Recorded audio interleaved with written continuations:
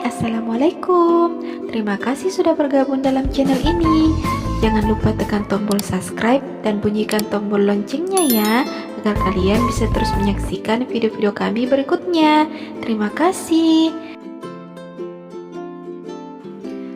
Kali ini kita akan bahas lanjutan prediksi soal dan jawaban pretest PPG bagian kedua. Upaya merancang pengayaan bagi peserta didik yang mencapai ketuntasan belajar optimal tampak dalam kegiatan guru sebagai berikut, yaitu A. Memberikan tambahan materi berupa sumber ajar dari pengarang yang berbeda. B. Memberikan teks tambahan dengan tingkat kesukaran yang lebih tinggi.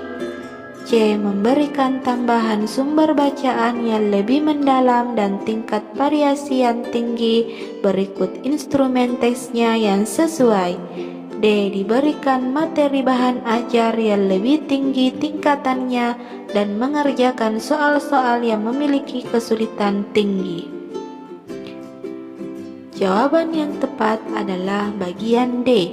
Diberikan materi bahan ajar yang lebih tinggi tingkatannya dan mengerjakan soal-soal yang memiliki kesulitan tinggi. Penilaian yang dilakukan secara berencana dan bertahap dengan mengikuti langkah-langkah yang baku. Hal tersebut merupakan prinsip penilaian yang A. Sistematis, B. Objektif, C. Valid, D. Adil. Jawaban yang tepat adalah bagian A. Sistematis. Kurikulum 2013 menggunakan pendekatan penilaian yang disebut dengan istilah penilaian acuan kriteria atau PAK. PAK merupakan penilaian pencapaian kompetensi yang didasarkan pada kriteria ketuntasan minimal atau KKM. KKM merupakan kriteria ketuntasan belajar minimal yang ditentukan oleh satuan pendidikan dengan mempertimbangkan karakteristik kompetensi dasar yang akan dicapai, daya dukung, dan karakteristik peserta didik. Dengan demikian, kurikulum 2013 menggunakan pendekatan penilaian yang didasarkan pada pendekatan A. Penilaian berkelanjutan, B. Penilaian autentik, C. Penilaian acuan patokan, D. Penilaian acuan norma.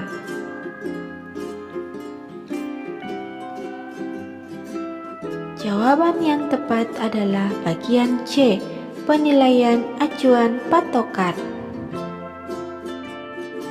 Penilaian yang dapat dipertanggungjawabkan baik dari segi teknik, prosedur maupun hasilnya. Hal tersebut merupakan prinsip penilaian yang A. Adil, B. Akuntabel, C. Valid, D. Sistematis.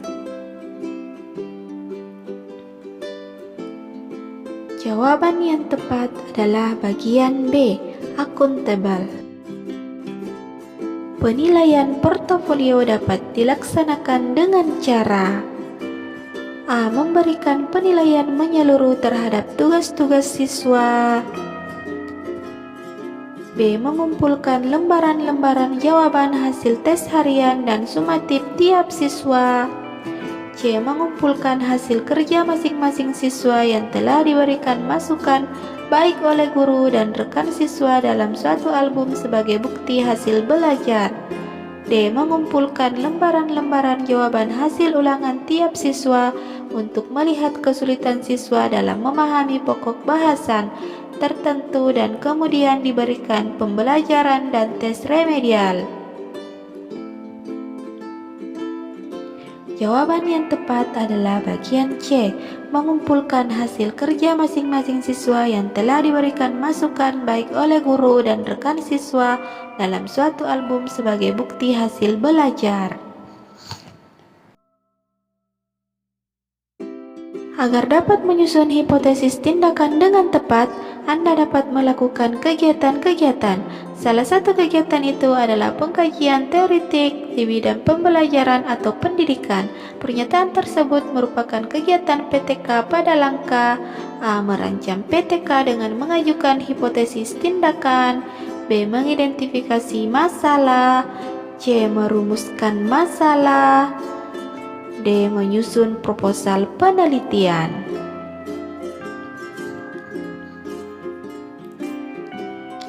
Jawaban yang tepat adalah bagian A.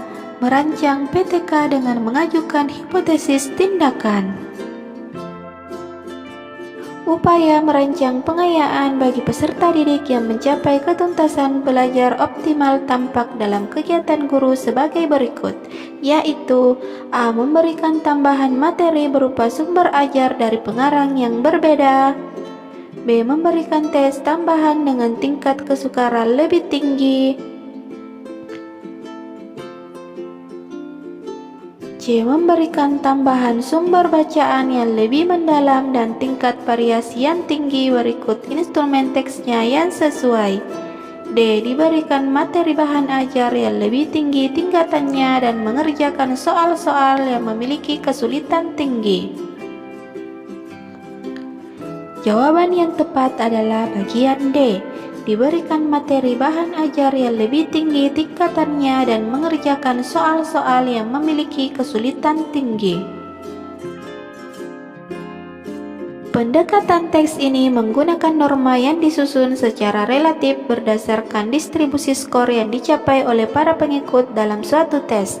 Dengan demikian, maka skor standar yang dicapai oleh seseorang yang didasarkan atas norma relatif ini mencerminkan status individu di dalam kelompok. Pendekatan teks yang dimaksud adalah A. Penilaian berkelanjutan, B. Penilaian menyeluruh, C. Penilaian acuan patokan, D. Penilaian acuan norma. Jawaban yang tepat adalah bagian D. Penilaian acuan norma.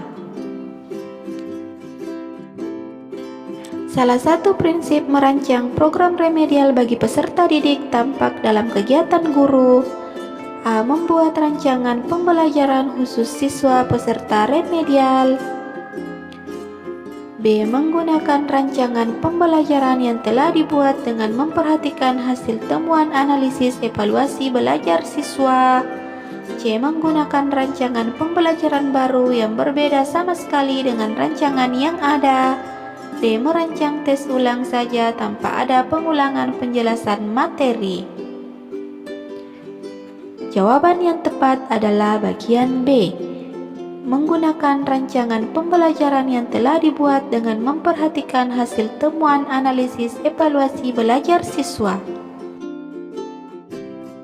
Mengetahui tingkat penguasaan kompetensi dalam sikap, pengetahuan, dan keterampilan yang sudah dan belum dikuasai seorang atau sekelompok peserta didik untuk ditingkatkan dalam pembelajaran remedial dan program pengayaan merupakan A. Prinsip penilaian, B. Tujuan penilaian, C. Fungsi penilaian, D. Bentuk penilaian.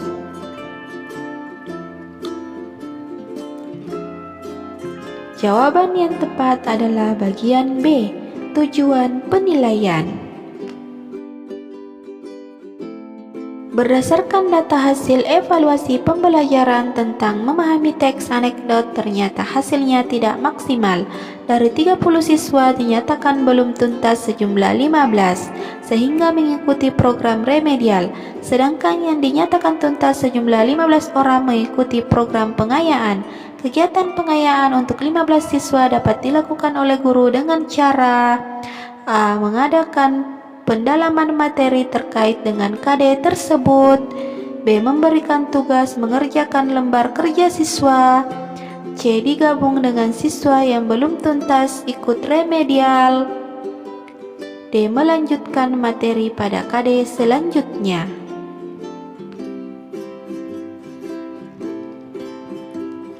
Jawaban yang tepat adalah bagian A. Mengadakan pendalaman materi terkait dengan KD tersebut. Dasar rancangan program remedi bagi peserta didik yang capaian prestasinya di bawah ketuntasan belajar. A. Proses pengajaran remedial pada dasarnya adalah proses belajar mengajar biasa. B. Tujuan pengajaran remedial adalah sama dengan tes diagnostik. C. Strategi yang dipilihnya berbentuk tes ulang. D. Sasaran terpenting pengajaran remedial adalah peningkatan kecerdasan siswa. Jawaban yang tepat adalah bagian D. Sasaran terpenting pengajaran remedial adalah peningkatan kecerdasan siswa.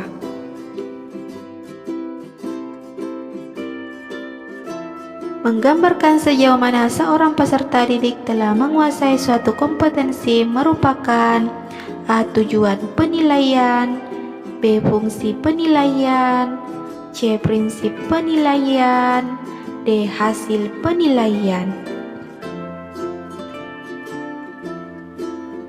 Jawaban yang tepat adalah bagian B.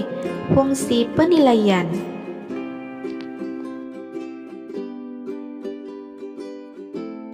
Sebelum guru menyusun soal-soal untuk menilai hasil belajar peserta didik, manakah yang pertama kali harus dipelajari? A. Buku sumber yang digunakan, B. Kurikulum dan silabus, C. Indikator pencapaian kompetensi, D. Kemampuan awal siswa. Jawaban yang tepat adalah bagian C. Indikator pencapaian kompetensi.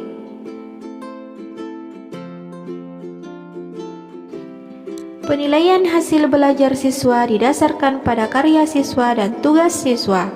Kemampuan dalam proses pembelajaran dan hasil post-test disebut A. Konstruktivisme, B. Authentic assessment, C. Efektif, D. Kondusif.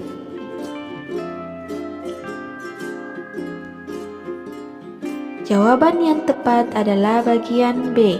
Authentic assessment.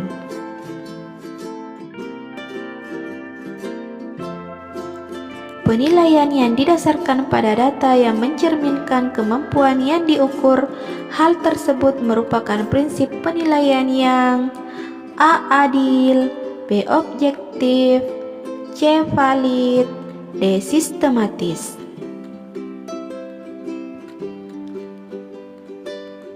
Jawaban yang tepat adalah bagian C. Valid. Program pembelajaran remedial hendaknya memungkinkan peserta didik untuk belajar sesuai dengan kecepatan, kesempatan, dan gaya belajar masing-masing. Pembelajaran remedial harus mengakomodasi perbedaan individual peserta didik. Pernyataan di atas termasuk salah prinsip yang perlu diperhatikan dalam pembelajaran remedial, yaitu A. Fleksibilitas, B. Interaktif, C. Adaptif, D. Kesinambungan.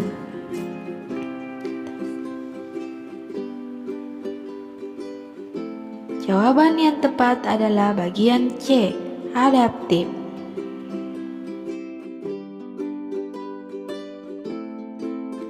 Kriteria ketuntasan minimal atau KKM merupakan kriteria ketuntasan belajar yang ditentukan oleh sekolah.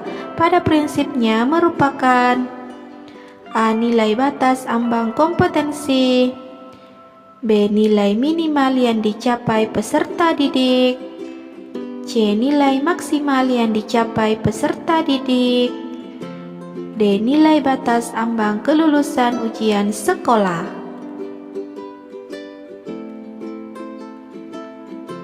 Jawaban yang tepat adalah bagian B. Nilai minimal yang dicapai peserta didik. Di bawah ini beberapa hal yang perlu diperhatikan dalam melakukan asesmen hasil belajar peserta didik, kecuali A. Dilakukan pengulangan jika ternyata hasilnya banyak yang jelek, B. Ditujukan untuk mengukur pencapaian kompetensi, C. Menggunakan acuan kriteria berdasarkan pencapaian kompetensi, D. Ditindaklanjuti dengan program remedial dan pengayaan.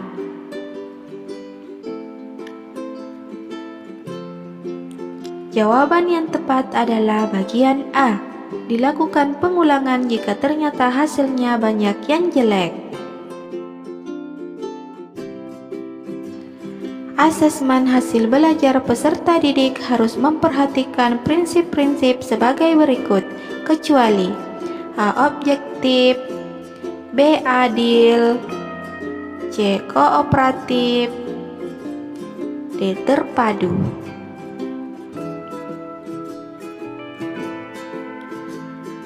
Jawaban yang tepat adalah bagian C. Kooperatif.